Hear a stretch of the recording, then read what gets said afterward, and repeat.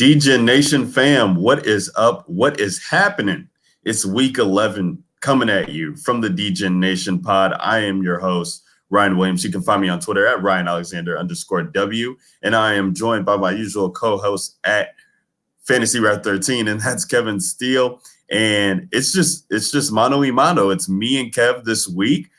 We've had the pleasure of having some guests on the past couple of weeks, and now it's just me and him trying to give you guys the plays to land on for week 11, mostly from a Draftkings perspective. That's what we do here at the DJ Nation pod. So if you do play FanDuel, Yahoo, Fantasy Draft, and all that, some of these plays are obviously going to be in play for you there. But most of the pricing that we break down is from the DraftKings perspective. For those of you who are newer to the show, DJ Nation pod is where you can find us on Twitter. And also we have a Slack chat that we would love you guys to join. We are doing a listener league on DraftKings as well too. If you DM Kevin at Fantasy Rat 13, he can give you all the details to that. But also just by coming in and joining our free Slack chat, we can get you all the details and how to take part in that. So come on in, take Kevin's money. He's been giving it out for free all year. So what's one more league? Kev, how you doing? Talk to the people, man. We got week 11 here on tap. Hell yeah, it feels good. It feels good to be here for another week. I'm excited. We're only a couple weeks away from the glorious Thanksgiving slate, which will be fun. We're going to do our special breakdown that we do every year, but we are going to have both guests that we've had on the last 2 weeks on for that. So it'll be a 4-man pod. We'll have Derek and Maddie on for that show. So it should be a lot of fun. And yeah, I'm ready to, when I'm going to take something down this week. I just feel it, inside of me, and it's going to be a good week. I'm ready to talk about these plays. We're pulling for you, Kev. We want you to take down something. Send some screenshots in the chat. Get the people fired up. Get them on some plays. So we got week 11 here, as we've said, and Kevin, it's shaping up to be a fun week. We've had two great conversations, I feel like, in the past couple of weeks on kind of how to attack slates and kind of what the process should be and how people can start to form their core or what to do just with the general overall view of the slate. And we're given a week here where we have Lamar Jackson prices, one of the highest priced quarterbacks I think we've seen this year on DraftKings. We have Christian McCaffrey, who is in a much better matchup than he found himself last week, going on the road there in Green Bay. And Green Bay has definitely been a matchup that we want to target for running backs, but Atlanta, even more so here. We get a pretty solid matchup from a pass catching running back standpoint in usage, and he's at home and he hasn't been priced up at all. So, we'll have another fun conversation with him with more viable running backs, I feel like, on the slate that are a little bit cheaper. Michael Thomas priced up at just under 10K at 9,900, who's been smashing all year long and gets to go against this Tampa Bay funnel where he should eat again. And finds himself in a premier spot. And then we have George Kittle, who is going to be in the bananas matchup, but he looks like he's going to be doubtful there in the game against Arizona. There was a report that came out earlier this week that he was going to miss. And then there was a retractment of that report saying that it wasn't made public knowledge yet, I guess, that he was going to miss, but he's extremely doubtful to play. So we definitely got a fun slate. Let's start it off with quarterback and kind of break it down here for the people and kind of just talk about our favorite plays at the position and what we're doing, and we can go from there, Kev. So when I'm looking at this slate, we talked last week a lot about Christian McCaffrey and that price, and is it worth it to pay up for that price tag? And I know that Derek was on and talked about how Atlanta was good at containing the run and stopping the run, and Latavius Murray and Kamara had pretty pedestrian days there against Atlanta. But it is a home matchup for Christian. I think he's going to be fine. But one way I'm looking to build teams in GPPs is kind of getting to Kyle Allen with the pass catchers in this matchup. I know Kyle Allen at 5,300, I feel like he's going to be heavily owned, and rightfully so. He's very cheap. He's a great way to start your cash game quarterback. Atlanta's given up a ton of points to the quarterback position on the year.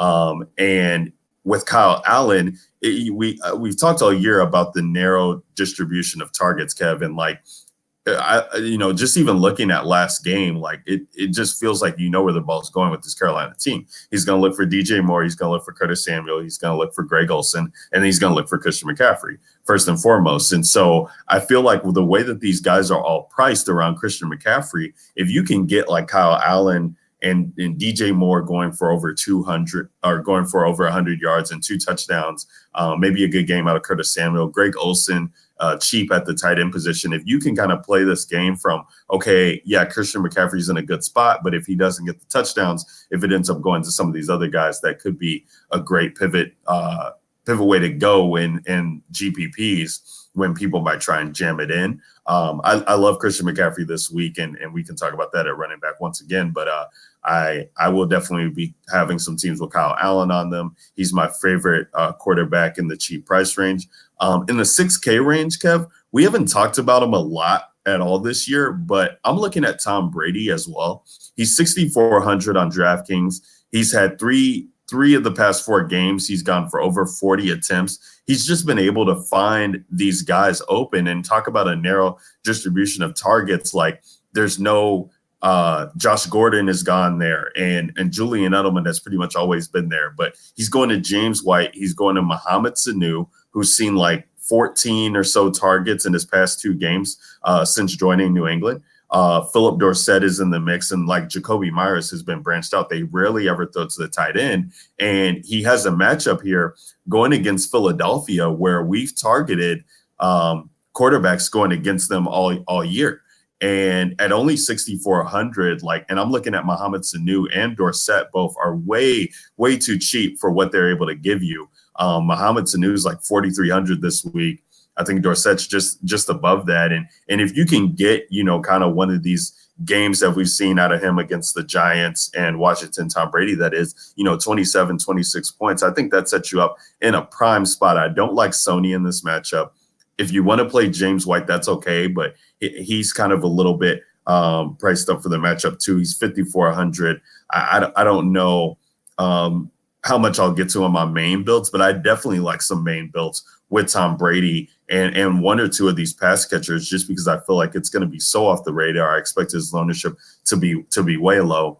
And then at the top, how can you go wrong with any of these top 5 quarterbacks, Kev? It's Lamar Jackson, Drew Brees, Deshaun Watson, Dak Prescott, and Jimmy Garoppolo at the top. Now with George Kittle out, and I'm not sure if we know what Emmanuel Sanders' status is. Jimmy Garoppolo, I don't have too much interest in him at this point, but he has a matchup against Arizona that has been a sieve all year, so I don't blame people going for that. Dak Prescott, I love Zeke way too much this week to probably get to him. But there is a pass catcher I like that's in the 4K range that we can talk about for him.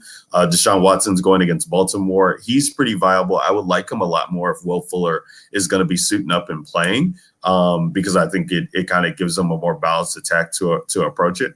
But really, it's, what are we doing with Lamar Jackson and Drew Brees? And you might have a better handle on this.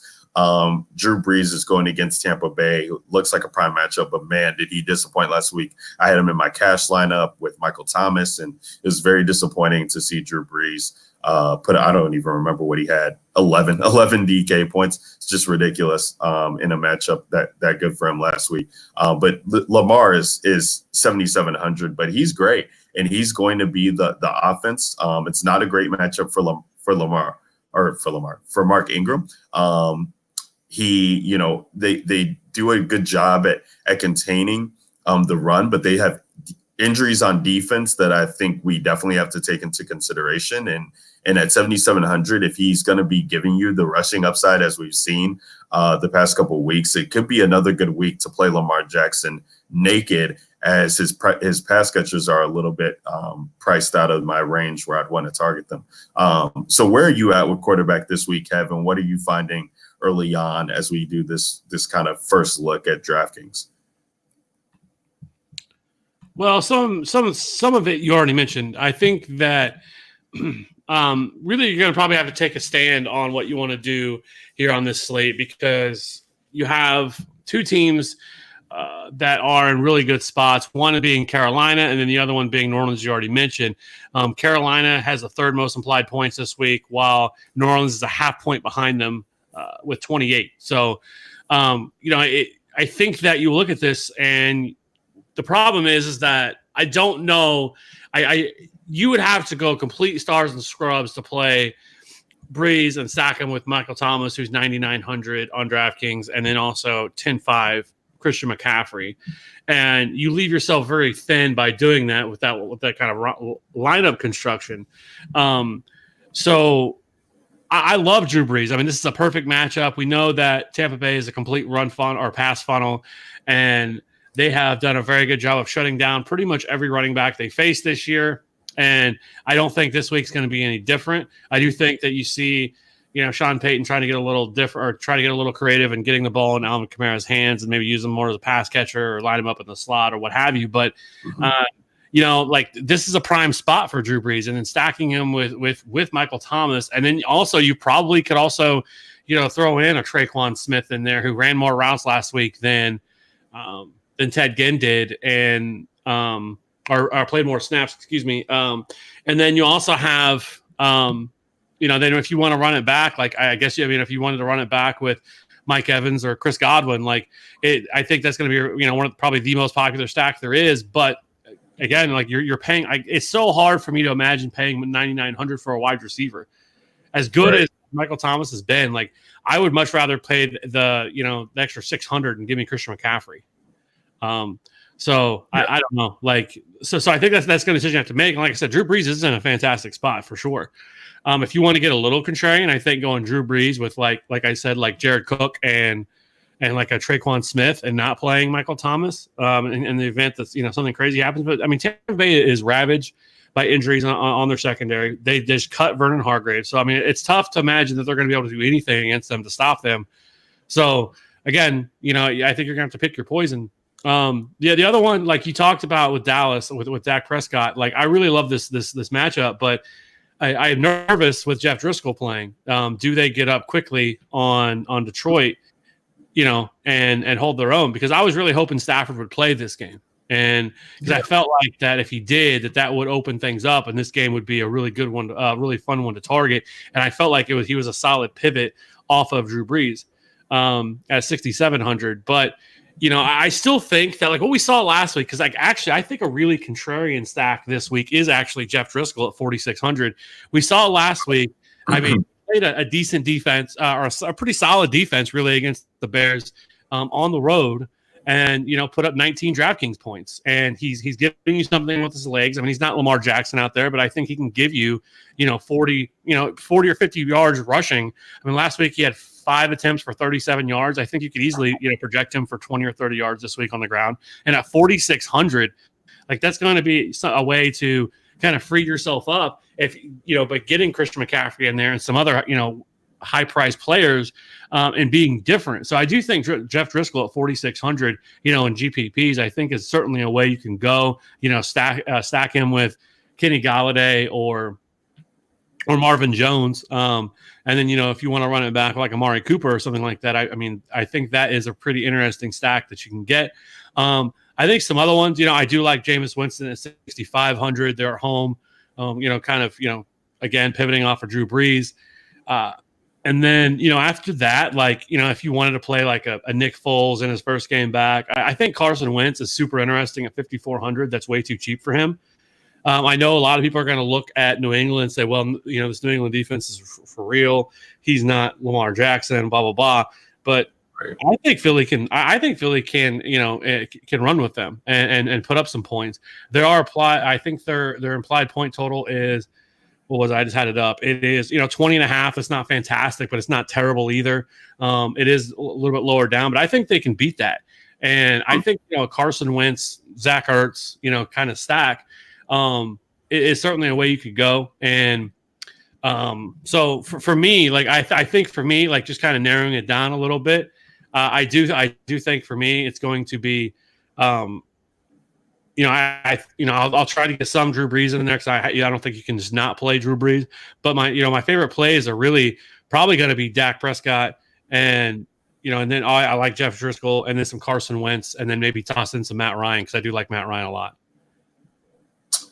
Yeah, no, but Matt Ryan was another guy that I was kind of looking at. I mean, he was one of the safest options that you could target through the first 6 weeks of the season, pretty much here. So, and then to see him bounce back with 35 attempts at New Orleans, even though he only put up 15 DraftKings points, that's definitely promising. So, if Carolina gets up to a big lead and they have to rely on him, you like that. I also want to monitor James Bradbury news. I know he was, missing last week. I saw a lot of touts talking about Devontae Adams being in play, and he was out, and Devontae Adams was able to get going. So, this could be a big Julio week with Matt Ryan.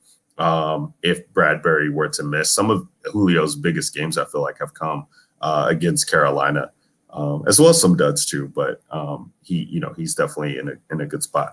But yeah, I mean, I want to play Breeze, Kev. I want to get him. It's just it's hard to see yourself making a stacked team that doesn't include Michael Thomas. And then when you're playing Michael Thomas at 9,900. He had that 44-point week earlier on in the season, but he was priced in the 6K range. So if he gets you that's pretty much what we can carve out as his potential ceiling, quote unquote. That's only 4X right now at that price tag. And so I just feel like you're kind of hedging a lot of salary there. If you want to play him in cash, by all means, I think go ahead, because I do think there's some value on the slate that we'll get into at running back and wide receiver, both alike. And so to, beat 50% of the field to have Michael Thomas, that's fine. But when you're talking about taking down a GPP, I'll use some of that money and go elsewhere at a wide receiver position where we've traditionally kind of talked about paying down at that position, or at least paying to an affordable price tag and locking in volume at your running backs. So outside of that, Kev, I mean, is there any other quarterback that you like? Jameis Winston to me is always in play at 6,500. The attempts are just there. It's just absolutely insane what this guy's been doing the past couple of weeks. 54 attempts, 43 attempts, 44 attempts, 48 attempts. And they're talking about Ronald Jones being used more so as a pass catching back, which could open up, fewer plays on the ground for them and favorable matchups when a pass heavy attack and up that for Jameis. So at 6,500, I think this is a great way to kind of, maybe you're not paying. I think a lot of people, when they're playing Michael Thomas, they'll play Drew Brees as well. And so if you want to just take Michael Thomas from this team and get Jameis and Mike Evans or Chris Godwin or both, Kev, we had talked about it last week, the way to pivot off of a Christian McCaffrey was to say, okay, Mike Evans and Chris Godwin have been combining for outsane numbers week in and week out. I think last week was the first time that they hadn't reached 100 yards and a touchdown since week 1 or something like that, which is insane. So if you're playing, if you want to say, listen, I'll play Jameis, I'll play Mike Thomas, I'll play both Evans and Godwin, and just figure out the rest of my lineup after then and think that this game is going to crush the over-under, I think that's a very unique stack as well, too, that most people won't be on. Is there any other quarterback play that you've liked? I know you talked about Derek Carr a lot this year, and he's 6,100 going against Cincy. Any interest in him? I just don't think they have any need to really throw the ball. Unless, we see crazy things all the time, right? We have the Miami Dolphins are on a 2-game winning streak right now. Yeah. Anything crazy can happen on any given week. So, I mean, the only way I would really have interest in that is if I feel like they could keep it close. If you feel like that the Oakland could keep it close, then yes. I mean, this is a fantastic matchup for Derek Carr. But I don't know if they really need to throw the ball that much. And I think with Josh Jacobs, I would much rather attack this game through him. And then also, have a stack of, Oakland D and Josh Jacobs versus, going with, Derek Carr. Now, I mean, can you play Derek Carr? Absolutely. I mean, this is a fantastic matchup. The Bengals have one of the worst defenses if not the worst defense in the league. So, of course, that's a way you can go. I think you could go Sam Darnold if you wanted to at 5,700. I really like him as well. He's somebody that I think that you could get to. Kind of had a bounce back week in a way last week against the Giants. had 21.7 DK points, which, at 5,800 what he was last week isn't fantastic, but I mean, it didn't kill you at all. And, that he's one of the cheaper options on this slate at 5,700 against the Redskins, who are awful, and their secondary is awful. So sure, I mean, because the one thing I'll say that DraftKings has done a really good job, or has done this year, is typically in the past, like a lot of their salary was based off like how players were performing. It wasn't as much on matchup. This year, they have that. Looks like that's all they're really paying attention to is matchup in terms of how they're pricing these players, because they've done a really good job at pricing up certain players that typically wouldn't be anywhere close to this high, but they're basing it all off matchup, and that's really where it's coming from. And so, I would like to play Lamar Jackson, but I'm not paying $7,700 to play Lamar Jackson. I just think that there's too many other quarterbacks that can do what he can do. And I don't know if this is as good of a matchup, but, Houston isn't great either. Their secondary is horrible. That's why they've been bringing in everybody they possibly can. And everybody's, they brought in Garyon Conley from the Raiders. They traded for him. They claimed Vernon Hargraves. So, of course, I mean, that secondary is awful, but we're going to have to see if Baltimore can force them, or if Houston can force him to throw. And, and then there's also Deshaun Watson that no one's talked, that we really haven't talked about. But the hard part about him is that you're really trusting, because that secondary they have is absolutely disgusting. I mean, with Marcus Peters and Marlon Humphrey, which we talked about that last week. So I don't really want to play him, especially at 6,800. So I guess the only other one that I would want to know about if it was me would be, what is your thoughts on Josh Allen? I mean, they're playing Miami. Josh Allen has kind of been like a great cash quarterback. Like, he's given you that 18 to 20 points about every single week. But I feel like this could be a decent week to play stack Josh Allen with John Brown. And I know, Josh Allen hasn't been trying to take the top off defenses very much and throw the ball deep. But this is against Miami. Miami's defense is awful in all facets. And I think, if he hooks up with John Brown for a couple of deep touchdowns and with his ability to run the football, I think 6,600 Josh Allen is actually somewhat interesting. Yeah, I mean, I've talked about Josh Allen a lot on this very podcast. I think the thing for me is that when I'm always talking about playing him, I do so more from a cash perspective, and just Kyle Allen, where he's priced, and even some of these other guys at the quarterback position.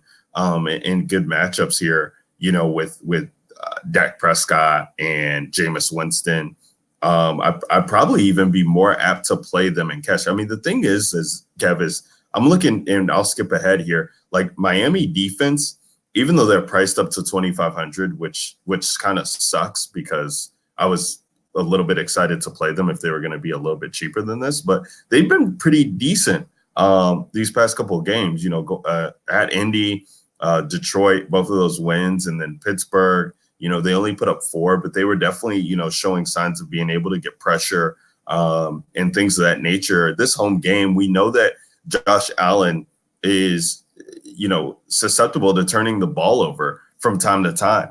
And I can see him, throwing a pick or two in this game and kind of, getting the team rallied and getting them excited. So I kind of like the Miami defense a lot, which is getting me off of Josh Allen exposure. But you got to love him just because he is able to make plays. And even with the turnovers, he's still getting you to a solid baseline floor. But I just for GPPs, I just don't know if there's enough there to kind of win you the week on what you're looking for, even when he's throwing, like we saw last week, 40 times. So, and if I could trust the running game situation at all here for Buffalo, I think we'd have more of a sign on what to do and how to attack them. But it's I don't know if it's going to be Devin Singletary week for them. I don't know who, if Josh Allen is going to, be smashing in a good spot on what we've seen. But we have targeted quarterbacks against Miami this year. So I can see the interest there. It's just, I'm kind of leaning towards the defense side. So it got me off of them. Yeah, and that makes sense. I mean, like I said, they're not throwing the balls deep. I mean, he did come off a pretty solid week last week with his 25. So, But yeah, I mean, he's been more like you said, he's been much more of a cash game play. But I just wanted your take on that because I know you've been really high on Josh Allen for a lot of weeks, and this is a great matchup against the Dolphins. So, but 100%, 100%. Yeah, I mean, I think that pretty much hits it. Kev, are you interested in Kyler Murray at all? Just because I know people will ask about him, and he just kind of, I mean, it was Tampa Bay, but went for 30 last week, and Christian Kirk had the big game. So, are you interested there at all, knowing that he has some rushing upside and is a quarterback that San Fran really hasn't faced outside of Russell? I guess Russell was able to make some plays happen with his feet as well on the Monday night game, so they could be, having trouble with him. Well, I mean, we have seen it. I mean, it's 2 weeks ago. Excuse me. It was Halloween. That's right. Yeah. Yeah, they played, and he put up 23. He put up 23 DK points against them. 22, almost 250 yards passing, 2 touchdowns, five attempts for 34 yards. Like, yeah, I mean, guys like this are always in play. Like, playing quarterback, and especially at 6,100. I mean, he's priced down because of the matchup against San Francisco, but yeah, I mean, I think you can play him, and I think he's going to carry no ownership whatsoever because of all the other plays that are higher than him, and I think a couple of the guys that are lower than him. Like, yeah, I don't think he's going to carry any ownership, and I don't know if I would want to go chase Christian Kirk and what he just came off of and that monster week he had last week that won a lot of people a lot of money. But I do think even if you, like I've said, like if you want to play Kyler naked, like you can always do that with him. And I like this match. We've seen it before. I mean, really, it's been last week, it might have been the best, or 2 weeks ago, whenever San Francisco played Arizona. I mean, that might have been the best match or the best performance we've seen from a quarterback. I mean, Arizona almost beat him. So, right. Sure, if you want to play Kyler Murray, I don't know how high his ceiling is. Like, I don't think it's 30 DraftKings points like we saw last week against the Bucs. But, I think he can get you 20 to 25, and at 6,100, you'll take that. Yeah, absolutely. I know the ownership is going to be there just off of what Christian Kirk was able to do too. So that's something that we'll want to monitor. Let's move on to running back, Kev, and as I kind of alluded to at the beginning of the podcast, Christian McCaffrey, his price hasn't changed. He's still 10-5. And he has this matchup against Atlanta that people have avoided targeting running backs all year, but Christian McCaffrey is essentially matchup proof. I'm not scared of playing him in any matchup here. And if this game can be somewhat competitive with Matt Ryan there at the helm and Atlanta able to put up points anyway, especially or in any type with Julio on the other side, Christian McCaffrey definitely has piqued my interest once again. And so definitely trying to find ways to get him. Ezekiel Elliott is in a smash spot. He's kind of been, meddling, and we really haven't had him on the main slates here in the past couple of weeks. But we just know the volume's there with him. I mean, you're looking at the attempts that he's showing in 20 attempts in each of the past 4 games. When needed, he can be used in the pass catching role too. It just hasn't amounted to such in the past couple of games. But this is without Matthew Stafford playing. I think that this is a team that Dallas can handily win. That Detroit just lost to the Bears, and I see this as a really good spot for Zeke at 9K. People might not be, they might have thought that the defense can rebound because they held David Montgomery to whatever it was, 8 points or whatever he ended up with. But Zeke's just in a league of his own when it comes to the running back, and he's saving you 1,500 off of Christian McCaffrey. So I love that play. Dalvin Cook at 8,900. It's crazy because you're looking at the volume's been there for Dalvin. He just really hasn't been getting over the 100-point, the 100-point bonus on DK, which was helping him out a little bit. Had a game there without a touchdown against KC when people thought he was in a smash spot. But the touches are definitely still there. He's getting pass catching work, so he's definitely on my radar and play. I'm curious to see what his ownership is. I might have to look up Pro Football Focus ownership projections while I turn it over to you, Kev, to kind of figure that out. Also, like Josh Jacobs, 6,900 going against Cincinnati. We've targeted Cincinnati on the ground all year, so love him. Joe Mixon, Kev, you've been talking about him the past couple of weeks, and he finally came through and paid off. If people were playing him, which he had to have been 2 or less % owned, but he got 30 attempts there in a blowout, which was crazy to see. So they're definitely still high on Joe Mixon. He pretty much has that whole backfield to himself. So, he's 5,500 against an Oakland team that has given up points. And if they're going to give him run, no matter whether they're leading or from behind or the game's tied, he definitely has some interest. Brian Hill automatically was priced up with the Devontae Freeman injury. He's 4,800, but he still finds himself in a great spot here against Carolina and should be heavily favored. And there was one more guy that I wanted to touch on this week. I think I hit it. I think I hit him on. I think I hit everybody. So, okay, take it away from. Oh, I was going to say about Dalvin Cook. So Alexander Mattison is already priced up to 5K. I was going to have some interest in him if he was, kind of like in that 4K range or so. But he's just, because people are watching this guy and seeing what he's able to do, even with limited work. It's crazy. Like 6 yards a carry, 2 yards on only 3 attempts, but then 4 yards, 4 yards, 7 yards, 4 yards, 6 yards, 5 yards. If he's going to get work here and Minnesota goes up big against Denver, he's viable. I mean, by no means am I saying is he a core play? Is he somebody that I'm trying to get to? But if you find yourself, 20 max entering or 150 max, so to speak, like get yourself some exposure to Alexander Mattison in tournaments, because as much as Dalvin's in a great spot, if you're playing McCaffrey or Zeke and then want to get to Madison, who could find his way into the end zone for sure, he could end up paying off on that price tag. So, Kev, where are you at with running back this week, and what are you seeing so far? I mean, so my issue with Zeke, and especially on DraftKings, is the fact that he's just not seeing targets. At least the targets that we're typically accustomed to seeing from him. He only has 2 games this year of above 7 targets. The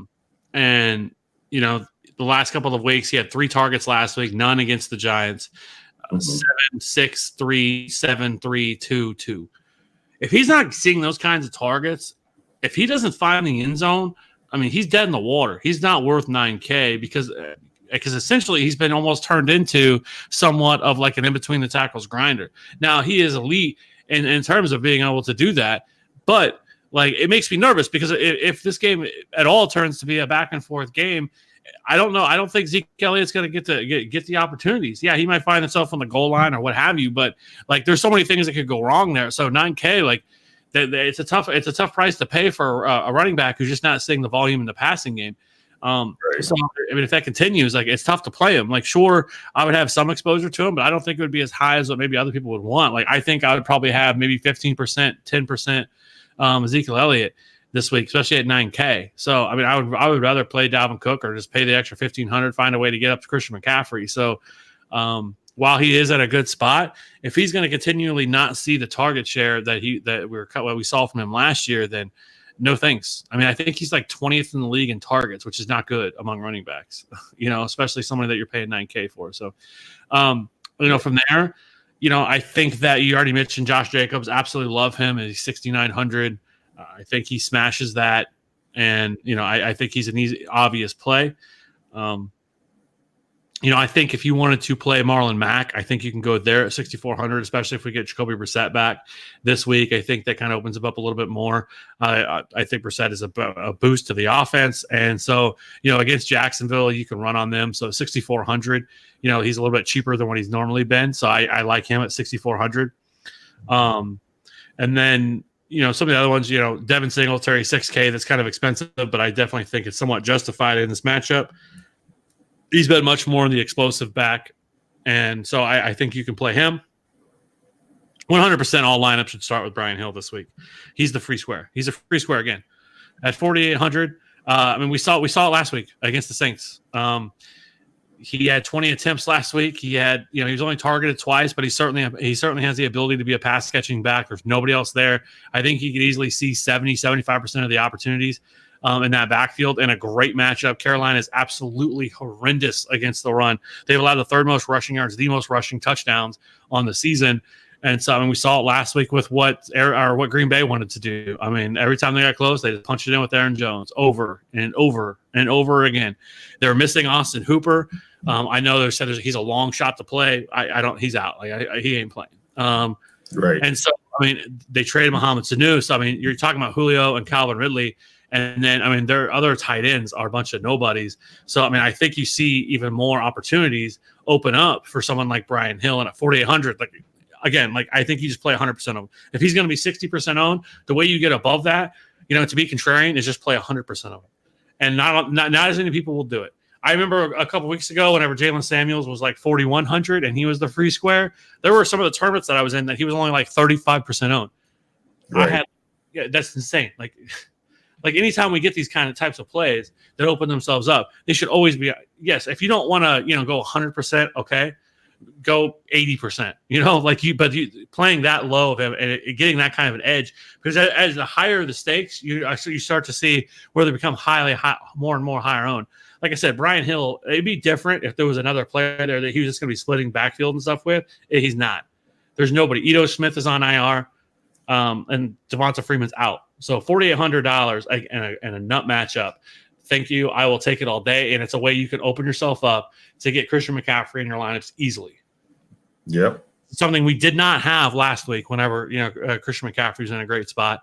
Christian McCaffrey, wasn't lights out last week. I think he had 29, which is still fine. Still good. But in 5, that's 29 and that touchdown late didn't get called in his favor. So could have been more. Yeah, it could have been. But again, it's kind of what I was talking about last week. You didn't have to play him, and you definitely didn't. I didn't see any of the tournaments that I was in was he in the winning lineup. But again, I get why we're playing him and everything else. We're not going back to last week. I just, I'm just saying. But the difference was last week, though, is we didn't really have this type of play last week. Like now we do. And so it just makes it so much easier to be able to fit in Christian McCaffrey at 10-5 and pair him with Brian Hill. I know some people don't love, playing running backs from the same game. I don't really care about that. But, or if you wanted to, use the stack of Drew Brees and Michael Thomas, again, throwing Brian Hill in there is a great way to get leverage off that. Yeah, I do like Brian Hill this week too. I will definitely be well under the field on him probably, just because at 4,800, I think I will end up paying up more on running back as I usually do than the field. But he is in a great spot. He would be the first person into any cash lineup that I built. And I'll definitely have some exposure to him in tournaments, but I'll probably be under the field. I wonder what his ownership is too. I'm gonna pull up his ownership as well, just so we have an idea of that. But while I'm doing that, Kev, a couple other guys that I think are worth talking about. Is Tevin Coleman. He's 6,100. I know that backfield is kind of muddled there, but I think Raheem Mostert is going to miss or expected to miss. And then we got Breida, I think, as well, is banged up. So it could be all his. Mostert was a limited participant today in practice. So he could end up playing, but I think if that backfield ends up missing one or two pieces, I would have extreme interest in Tevin Coleman there, who's been a stud pretty much this year. In that same game with Marlon Mack, we have Leonard Fournette. Now he's 7,900 on DK. He has been getting more targets this year, I will say that. But traditionally, he's not a guy that we are going to be targeting for on DK because the volume from a pass catcher standpoint isn't there. The attempts haven't been there the past 2 weeks, but getting Nick Foles back and this offense should be in a good spot. And like you said, Jacoby is coming back for the Colts. It could be, a matchup that is better for fantasy purposes than we might be thinking about on paper. Are you interested in Leonard Fournette on the other side of the ball at all there? Sure. I mean, I think he's somebody that's in line for positive regression, right? And the opportunities that he's getting from the backfield, the targets that he's seeing, I mean, it's elite level stuff. And he just hasn't found the end zone. And I think, he's somebody that we could probably project for positive regression over over this last part of the season, coming off their bye. So, yeah, and I do think Nick Foles is actually an upgrade over Gardner Minshew. I know there was the Gardner Minshew mania that we were having there for a little while, but that was starting to fade a little bit. I do think Nick Foles is a much better quarterback than Gardner Minshew is, at least at this point in their career. And so I do think that's at least a boost to the offense. So, yeah, I mean, I do like Leonard Fournette. I think that he is a solid pivot off of some of these other higher price plays. 7,900, I think is a fair price for him. So, he is the fourth most expensive, but I mean, if you're not wanting to pay up for, let's say, Dalvin Cook or Ezekiel Elliott, then I think you can easily play Leonard Fournette. I would probably rather play $6,900 Josh Jacobs, or even pay a little bit further down for like a Marlon Mack on the other side of the ball. But yeah, I mean, I think if you want to play more, Leonard Fournette, sure. I mean, with the amount, like I said, the opportunities that he's seeing, I mean, just the last 4 games played, 6, 2, 7, and 6 targets. Mm-hmm. So, I mean, and the 2 target game he was a blowout against the Bengals, 27-17. So, but in that game, he had 29 attempts, 131 yards. So he still, wasn't terrible. So yeah, if you want to play Leonard Fournette, he's someone that's definitely a way you could go.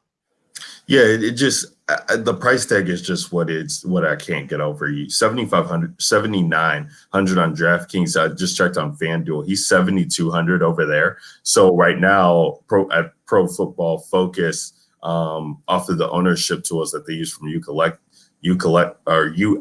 Collective, Leonard Fournette's at 29% ownership on FanDuel because that price is just crazy at 7,200. Usually you would see him priced up higher over there.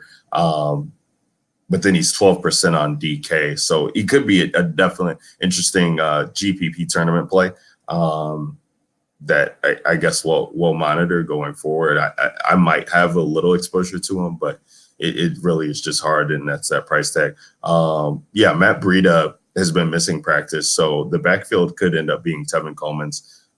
Really like him a lot over there at 61. What are your thoughts then? So I don't want to interrupt you, but if you like Matt or Tevin Coleman, what is your thoughts though on Jeff Wilson? If both of them miss, if Breida and Mostert miss, Jeff Wilson is definitely the goal line back. He's going to get some opportunities, and he's only $3,300. Yeah, and we know they like to rotate backs in and out, and we've seen, weeks 2 and 3, I think whenever Tevin Coleman was out, he had 15.4 and 13.8 in those games. Was targeted in saw targets and, found the end zone. So is he somebody that, I feel like that could be a pretty sneaky way if both of them are out. It's a late game. So, having him in their flex spot or something like that, I think is somewhat interesting at 3,300. Yeah, I think the problem is that we don't know kind of how. Jeff Wilson was doing those things with Tevin Coleman out, as you're alluding to, and so with Tevin Coleman back, we kind of really haven't seen if he will still get that goal line usage because he was getting that with Coleman out, and then in that next game when Coleman's back, we saw that he really took over those duties of kind of taking down the third down back role, and then getting in the goal line work, even with Breida kind of popping off big runs. So I'd definitely be interested in him. I'd much rather love playing Jeff Wilson on FanDuel, where the touchdown equity is such more higher value, and you can probably try and get that there.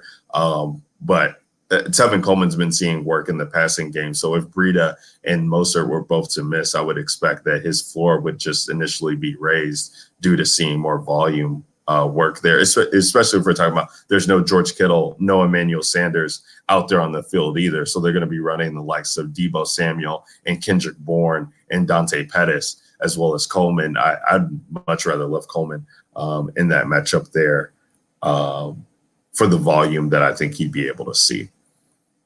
Darius Geis, Kev, the Jets have been tough against the run, but he could be back here.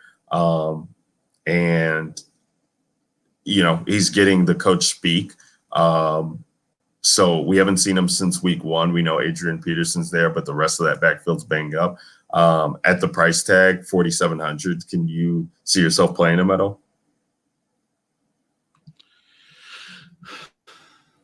I mean, I think he's like the ultimate GPP play, right? I mean, we know he's explosive. We know but I mean, he's been out so long. He's coming back from injury.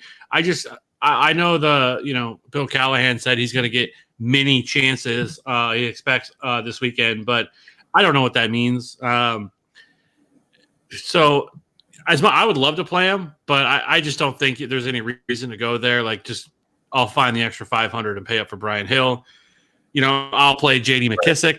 I think that at 4,600 is cheaper than Darius Geis, and Ty Johnson's been a train wreck, and I think horrible. McKissick, who's going to be in positive game scripts, I think is a way you could go. Who has double-digit fantasy points in each of his last 2 weeks, and I mean, hell,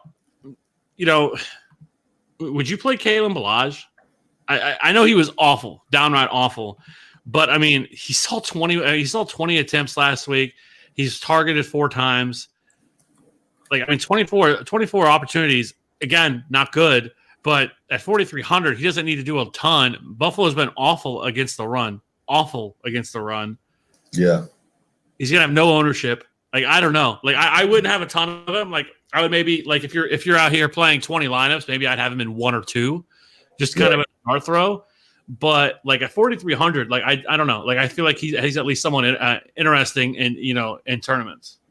I'd play him in tournaments over the likes of Brian Hill to kind of get leverage there. You do love the usage that Ballage is getting. I don't know if that I think the 4 catches off of 4 targets, I think that's pretty much a ceiling for him. He had been a real awful pass catcher at the beginning of the season, just not catching anything that was being thrown his way.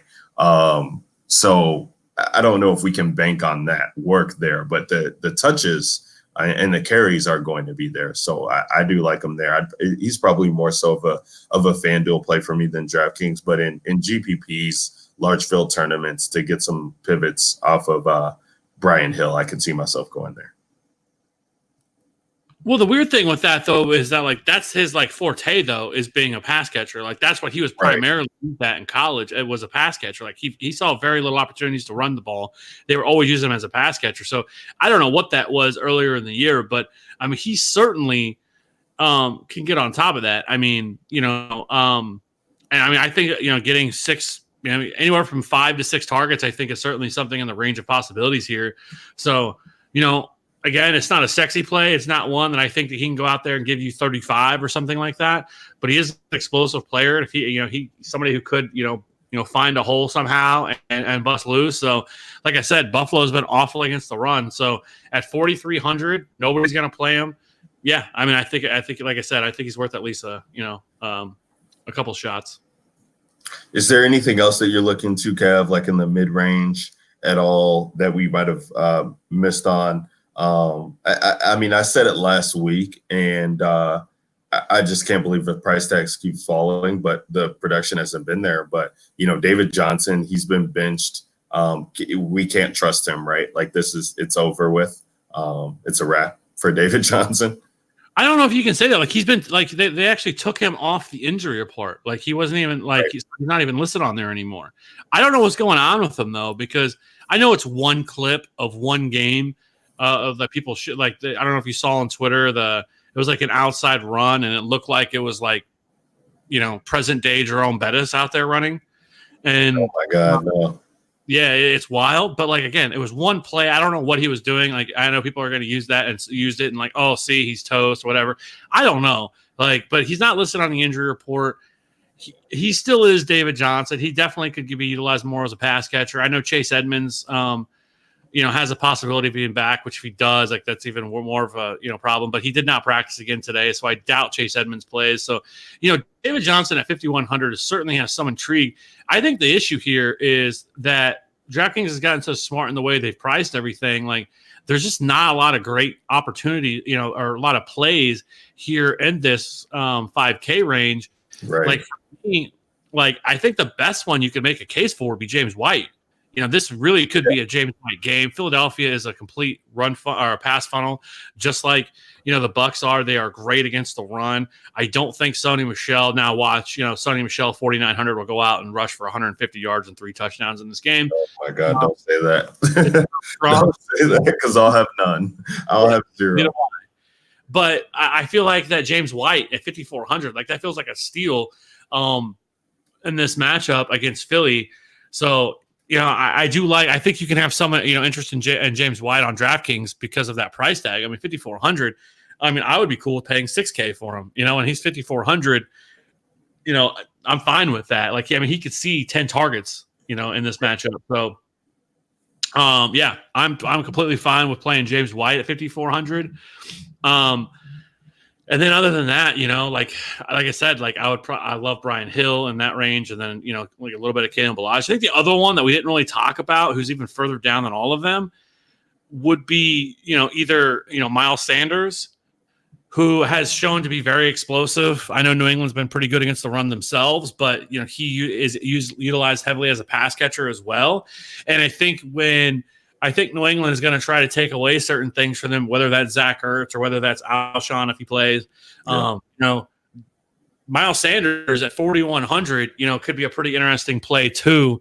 Who, like I said, we've seen his ability to be explosive and kind of take long passes. And I think that he is definitely the primary pass catcher out of the backfield between him and Jordan Howard. So. I think Miles Sanders at 4,100. Then again, if you want to get real crazy, like a 4K Duke Johnson and against Baltimore, what should be a high scoring game. Yeah, I love both of those calls. Actually, Kev, Duke Johnson had seen his role in production kind of come on as of late.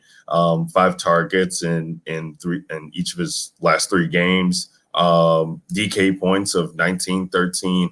And then 7, and really hasn't seen his price really fluctuate all that much. It's not a great matchup for Carlos Hyde, I don't think at all. So Duke Johnson definitely, we've seen him kind of be a flash in the pan there. And then Miles Sanders is got big playability. You're absolutely right there, Kev. I love this call because we know that the secondary is legit for New England. That goes without saying. So they're going to do everything that they can to stop the likes of Ertz, stop the likes of Alshon, and then Deshaun if he's going to be playing in this game, which I'm not sure what his injury status is. But needless to say that, they could be leaning heavily on Miles Sanders here. Doug Peterson, he's a pretty intelligent play caller and offensive guy. So he's going to be trying to get looks anywhere that he can to move the ball against this defense. And Miles Sanders is just not priced appropriately for what his role could be. So definitely like both of those calls there in those guys. Kev, let's move on to wide receiver and keep it rolling here. As I'm looking at the clock, and I know we love to talk about running backs all week, but wide receiver is even a more interesting spot as we have Michael Thomas at the top, as we alluded to, at 9,900. Then DeAndre Hopkins is a drop down all the way at 8,100, and you touched on it. The secondary is legit. They're not the secondary for the Ravens. That is, they're not the secondary that started this season. They've made moves. They've pretty much sealed it up and started to get prepared for the playoffs. And so while DeAndre Hopkins has been seeing a pretty nice target share, he's not a comfortable pivot to go to off of Michael Thomas, but his floor still remains with targets over double digits pretty much in every game since week 6. And 28 DK points, 24.9, 19.4. So he's a guy that can always find a way to get his. And like I said, if Will Fuller is able to play in this game, I actually like targeting the Houston passing side of things just because I feel like they'll need to figure out a way to lean on that to get things going here offensively against this Baltimore team on the road. Amari Cooper, he's been banged up, but still been balling. Just been putting on clinics here. 18 points or higher in his past three games on DK. Now he's been priced up appropriately to 7,700. Got a questionable tag, but I think he's going to be suited up. He's limited participant in practice as of recording this podcast, but we'll see. Mike Evans and Chris Godwin are just in play every week, and the fact that they disappointed last week, I'm hoping that people forget about them because these are guys that you had to have in pretty much any GPP lineup that you wanted to take down in the past couple of weeks. So they're always going to be in play for me. Really love Mike Evans in this spot. Marshawn Lattimore, I think we're waiting on news for him to miss, but if he's out, that could definitely help out both. I think Godwin more so even than Evans, but I just feel like he's going to be running rampant against this team that pretty much won't be able to stop anybody like Eli Apple. I'm not convinced of. I definitely would like Michael Gallup, but at 6,500, it kind of seems priced too high for me. So the guy I was talking about earlier was Randall Cobb, and Randall Cobb has really come on here in the past couple weeks with getting targets. I mean, it's pretty much just him, Amari, and Michael Gallup that are getting looks from the wide receiver standpoint from Dak Prescott. And he just is coming off of this 25-point game, but it was on Sunday night. I'm not really sure how many people are going to look into that or look at that. I think if you're thinking of playing Dallas this week, you're going to go Zeke first, and then they're probably going to be looking at the high names, which are Gallup and Amari Cooper. So I really like Randall Cobb this week. I'm really interested in Jacksonville getting back here. I would like to play Dede Westbrook. He's been in practice, back fully healthy. He's had significant role in this offense and was the one receiver in the offseason that they were talking about had a strong rapport with Nick Foles. So with Nick Foles back, really love him. I was off on Mohamed Sanu's price tag earlier. He's actually 5,100, not 43, but 19 targets in his past two games since joining New England. He's coming off a really solid game there against Baltimore. So I definitely like pairing him with Tom Brady in GPP lines this week. I think McLaurin at 5,600 is just too cheap. You can't run on this defense. And Dwayne Haskins, it's kind of put up or shut up, right? So you got this Jets team who's going to be playing aggressive, and they could be playing from behind. I think Terry McLaurin finds himself in a great spot here to a team that is actually allowing the second most fantasy points to the position. So really like him. And then the last guy I'll touch on, Kev, and toss it over to you, is Tyler Boyd. And I touched on this last week, and I'm kind of pissed at myself that I didn't get to him, but on a couple teams. But Tyler Boyd at 5,200, it's still just priced too cheap. He was 4,700 last week, which I thought was crazy. He only ended up with 12. And I thought that was because they ended up giving the ball to Joe Mixon and kind of getting away from the pass. But if they can, that was Ryan Finley's first game out. So if he's getting a little comfortable there and going against Oakland, who allows the third most points to the position from a fantasy point perspective, I really like Tyler Boyd here. Hopefully you're playing him and you kind of want to see him get over the century mark, which he hasn't been able to do since week 5. But if he gets over the century mark and he's able to get a touchdown, he could be, he could be a guy that was like Christian Kirk last week for people. And in Christian Kirk, we just saw the volume there and it just really hadn't paid off. So, I really like going back to the Tyler Boyd as well. Yeah, I mean, that's pretty much it for me. I talked about wanting to have exposure to Philip Dorsett too from the New England side. But Kev, where are you at with wide receiver this week, and what can you trust, and where are you going to build your GPP lines? So, I mean, kind of some of we've already talked about. Like Michael Thomas, fantastic spot, probably the best spot on the entire slate, 99, but he's 9,900. So you're going to have to really make a decision there because that is a lot to pay for any wide receiver. But on some levels, it's warranted. But it's really going to limit your lineup construction if you do get up there. But for me, like I think there's some plays you could easily go to. Amari Cooper has been fantastic at 7,700. I think Julio Jones. I mean, he has. I think over the last 4 weeks. I mean, he's Julio Jones, but over the last 4 weeks, he is number 3 or number 4 in a weighted opportunity rating over the last 4 weeks. Air yards, but everything has been there. Just he hasn't found the end zone. He's on another one of those streaks that he tends to be on, and that's kind of been the biggest problem. Everything else is right there in line. His yards per route run is exactly where you want to see it.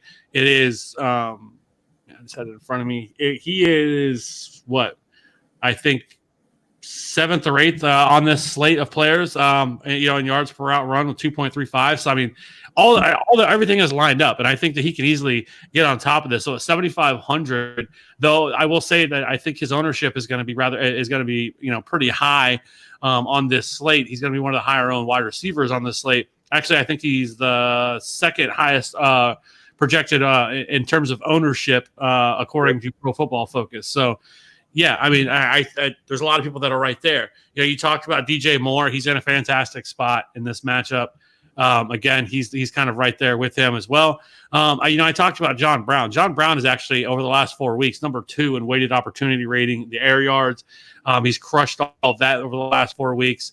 Again, just only found the end zone one time. His average depth of target is exactly what you want to see with 15.3 over the last 4 weeks. So, like we talked about, like if you don't want to play Josh Allen, that's fine. But I think playing John Brown, I think is definitely something that I'll be looking to do, and I'll have quite a few lineups. I mean, he is a little bit higher priced at 6,400, but I think he can pay that off. I really like Cortland Sutton at 6K. He is. Has been the Mr. Reliable there in that offense. And, Brandon Allen didn't look as bad as I thought he was going to. The last time we saw him, now he's coming off buys, getting more opportunities, probably, been able to work. And Xavier Rhodes has been anemic this year. Yeah. He used to be awful. And I think he's going to see a lot of him. We'll have to see what happens with Trey Waynes, who missed last week against the Cowboys. But, 6K, Cortland Sutton, I don't hate that. And I think he would be a nice pivot off of somebody like DJ Moore. It is high and it's high, how expensive he is. I definitely agree. With the Terry McLaurin call at 5,600. We know he is the king of that of that wide receiver core, and against the Jets secondary is absolutely horrific. And so at 5,600, like we kind of saw last week with Darius Slayton went off against the Jets last week, and McLaurin is that same type of player. And the only problem is that Dwayne Haskins, like what are we going to see from him now? I think this is definitely the matchup to see if Dwayne Haskins is the real deal. I mean, the last couple of times we've saw Dwayne Haskins, they were pretty tough matchups. Some of it just kind of being forced in. So now, coming off the bye, I think, hopefully that they kind of get some of this stuff worked out. But 5,600, Terry McLaurin, yeah, I mean, I'm for that. And then, if the same game that you want to target, if you can't get to Julio, I think playing $5,500 Calvin Ridley, like they just don't have anybody else to throw the ball to right now.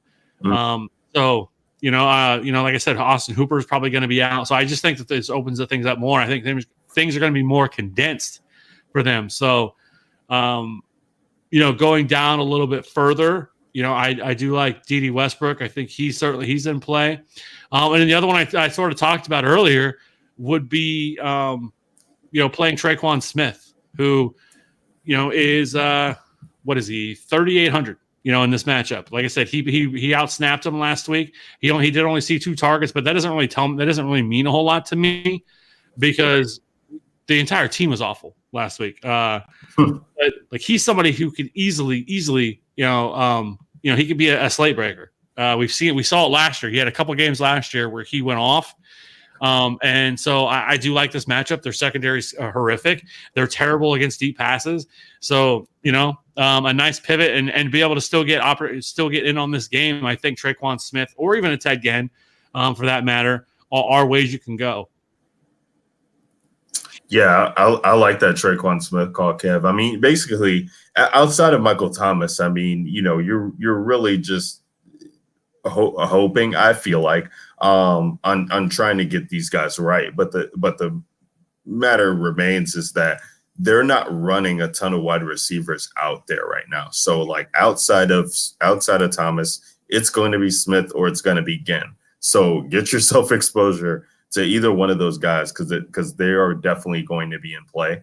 Um, Debo Samuel at 4K, Kev. I mean, without Emmanuel Sanders out there, I don't know how I'm gonna not have exposure to him. He'd be another guy that I'd be jamming in to my cash lines and definitely have some GPP exposure to him as well, just because of the price tag for what the role is going to be. And even last week we saw when Emmanuel left the game, Jimmy Garoppolo just fed him, loved him. There was no Kittle. We shouldn't see Kittle again. So love Debo Samuel at that price. That's way too cheap. In the mid-range, Kevin, I would definitely want to talk about this when we get to tight end as well. But we, with Baltimore, Marlon Brown, Marquise Brown. Thank you, my God. Marquise Brown finds himself in a good spot as well. We have been targeting, wide receivers in this matchup against Houston for some time, especially in situations where we can expect points to be had.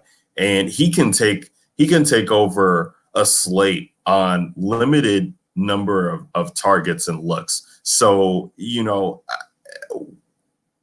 Mark Andrews is priced too high up for my liking, but Marquise Brown at 5,600, I can see myself getting exposure to him if he's healthy. I know he's been missing practice and he does have this ankle injury that he's dealing with, so we definitely want to monitor that. But if he's out there, it won't take a lot for him to pay off. So I do find myself having some interest in him.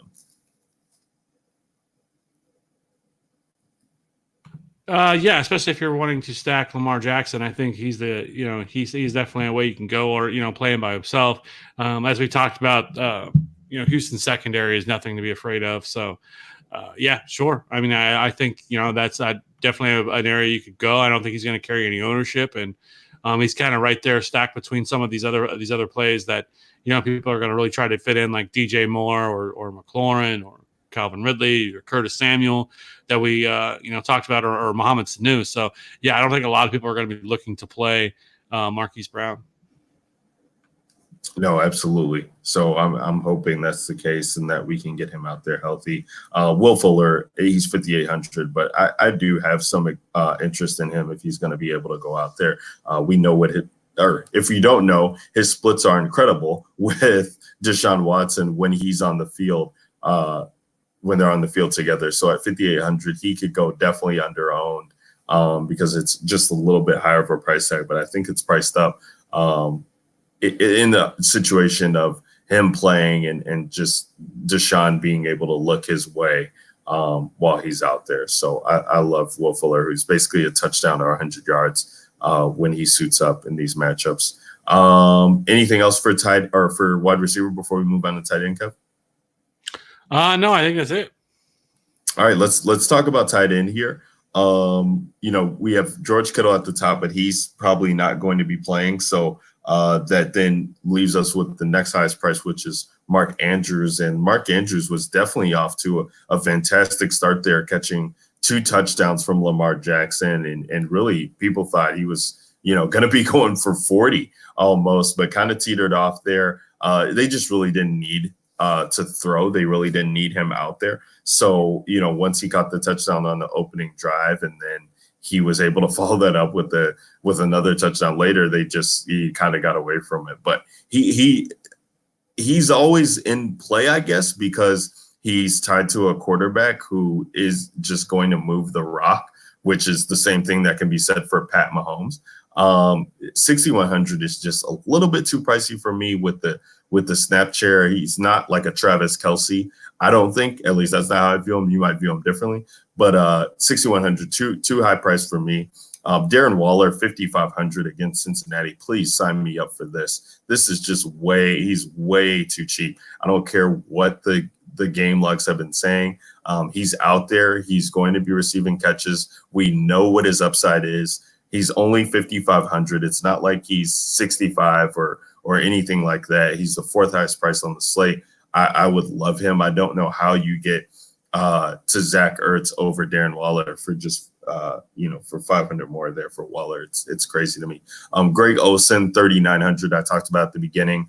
We know where Kyle Allen's throwing the ball. Greg Olsen's one of those. You love the 16 targets in the past 2 games. Really a solid week for him last week. If he would have gotten the 100-yard bonus and found himself in the end zone, we're talking about a 30-point outing from Greg Olsen, which I don't know if we've seen that in a while. So 25 and 20, we know he does have upside there. It is a favorable matchup for him, so I do like getting to Greg Olsen. TJ Hawkinson, I saw our boy Derek Brown talking about him. Dallas just got burned by the tight end by both Kyle Rudolph, who caught 2 touchdowns early in that game, and then Irv Smith was getting some catches on them as well. So we haven't seen TJ Hawkinson do a damn thing since week 1. Only one other game with double-digit DK points, but if he's able, we talk about these backups who come in, and if Jeff Driscoll's out there, I think they try to lean on the tight end position just a little bit more, lower A dot there. So he definitely has some interest from me. Another guy, Kev, before I toss it over to you, who I'm looking at is Eric Ebron. And Eric Ebron was kind of a squeaky wheel narrative kind of guy. He had been talking about how he just didn't know what his role was in the offense and really didn't like his role in the offense that Frank Reich was throwing out there. And Frank Reich is a tight end guy. So I think Eric Ebron kind of saying something led to him getting these 12 targets that we saw last week. And I did have some exposure to Eric Ebron because I love narratives like that.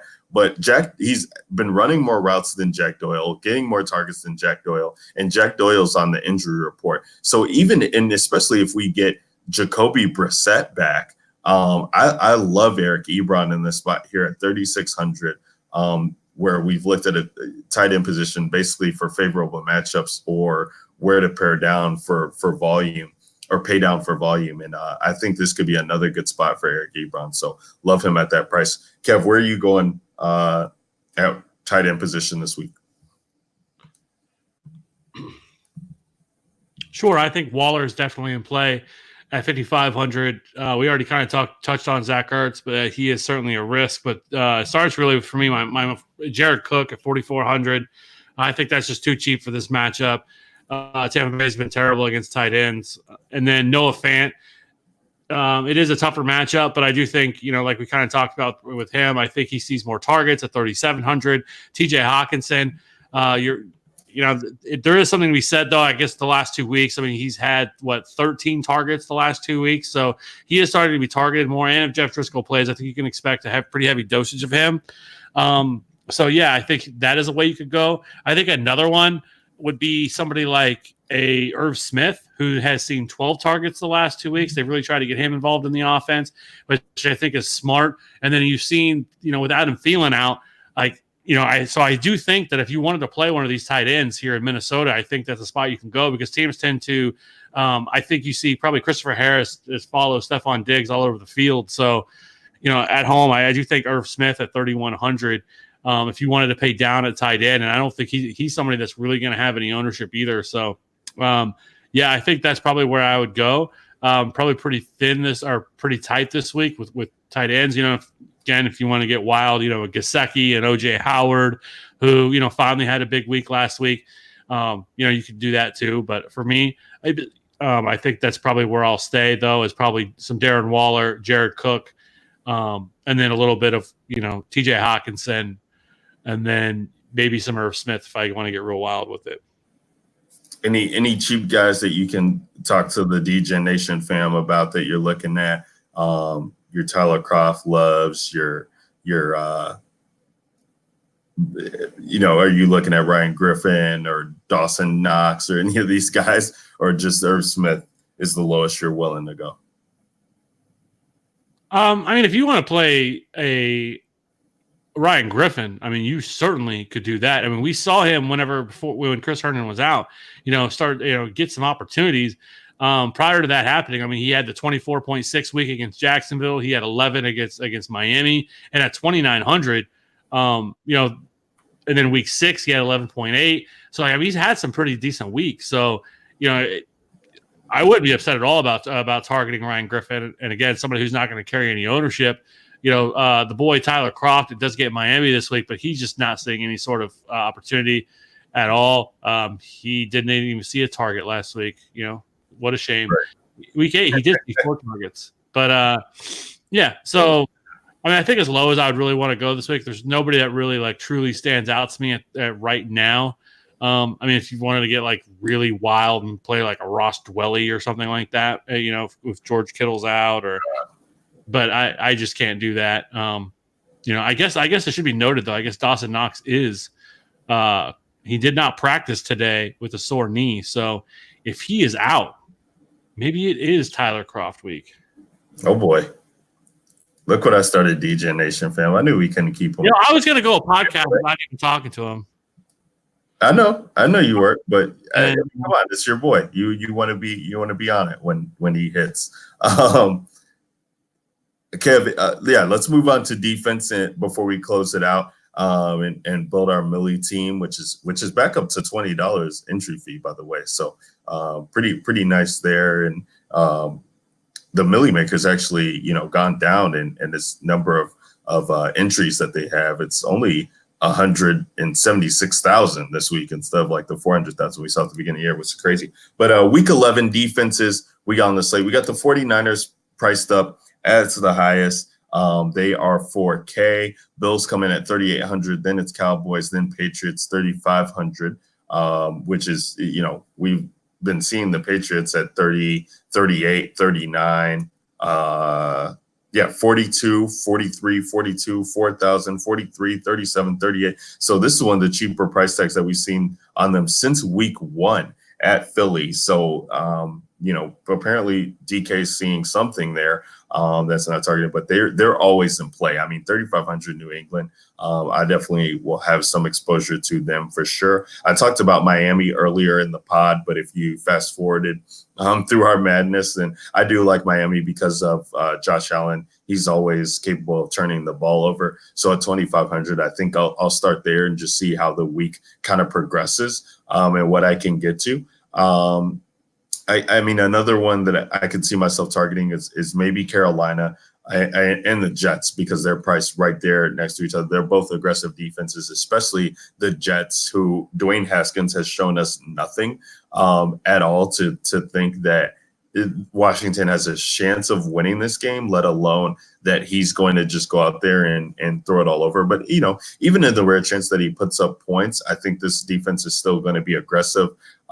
They have 12 sacks in their past 3 games. They've been able to get safety, a defensive touchdown, fumble recoveries, which we can't really bank on the rest of those. But the fact that they're piling up the sacks is what I really like there. So at 3,100, I'll definitely try and get them onto some lines too in GPPs. Kev, what say you? What are you doing this week for defense?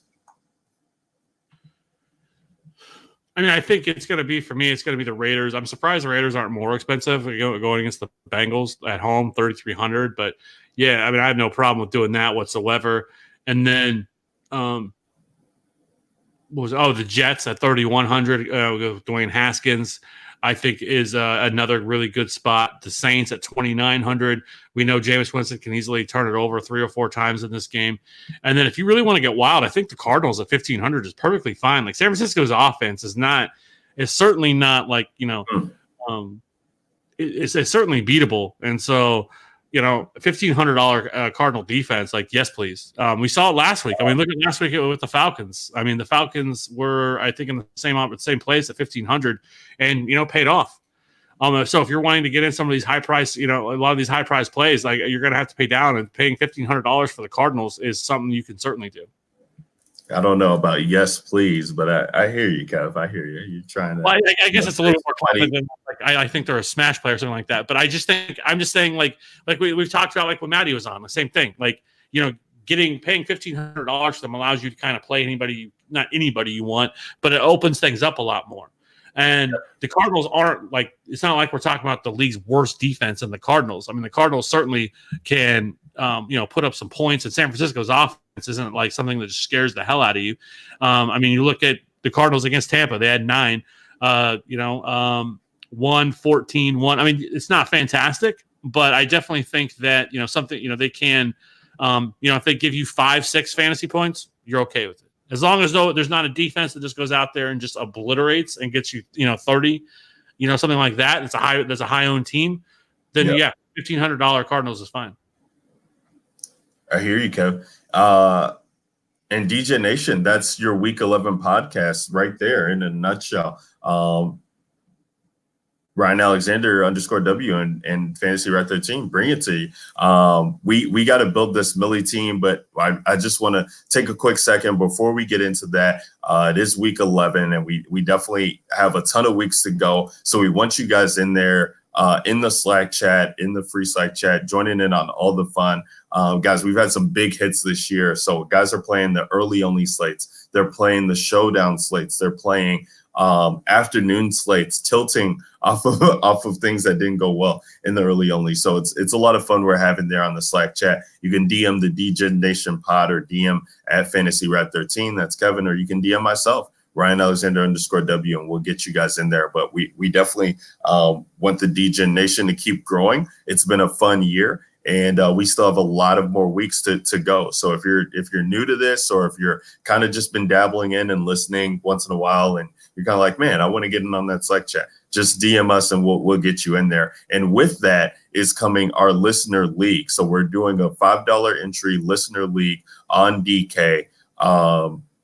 It's set up. We're excited to be doing it. So we expect that to fill, and we've getting a lot of traction for the people who have been a part of the DJ Nation fam for a while now. So we're definitely excited to have that, and we definitely want you guys in on that as well. So Kev, it's Week 11. We got a Millie team to build. We've been really on a solid heater with our guests and building these teams. So it seems like the guests are bringing the best out of us. Let's see what we can do, just the two of us, and see if we can keep this hot streak alive. So the Week 11 DFS Millie Maker on DraftKings is being built right now.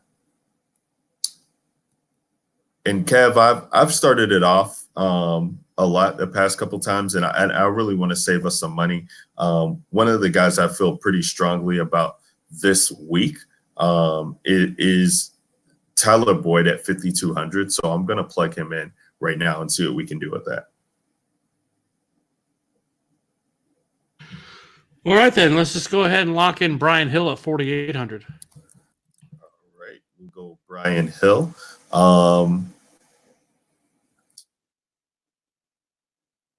Let's get McCaffrey in there at 10.5.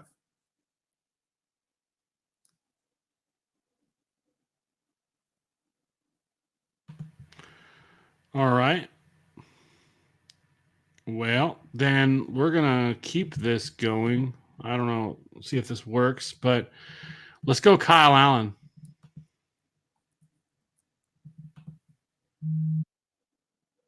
All right. So we got a Carolina Atlanta stack that's building there. I really like Sinu too, but we both talked about this guy, and I think he offers some really good upside at the wide receiver position. So let's go Terry McLaurin for 5,600.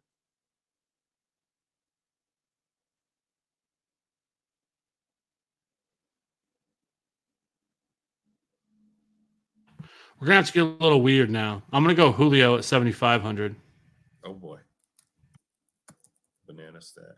The Bonanza. All right. Well, I'm going to save us some defense here and go with the Jets. So we got 4K there, but tight end is not all that great this week. So should be able to make a play here.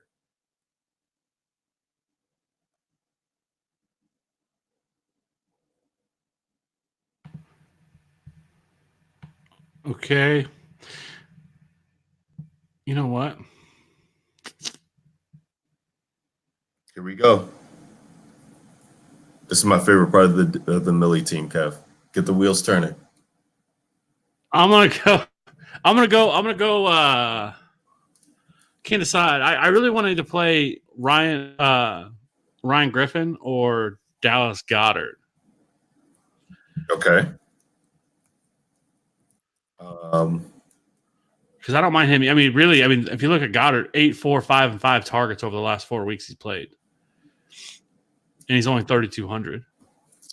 Yeah, so, I like the upside more with Griffin, just because I could see the Patriots holding on to the ball, kind of managing the clock there. But all right, let's go with Griffin then. So we'll go Griffin, and then that leaves 5,100 for you in the flex.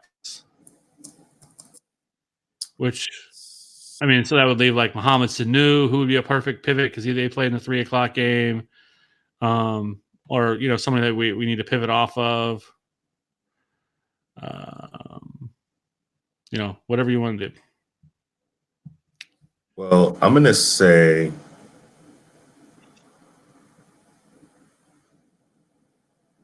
I'm gonna try and save some money here. And since we do have Kyle Allen,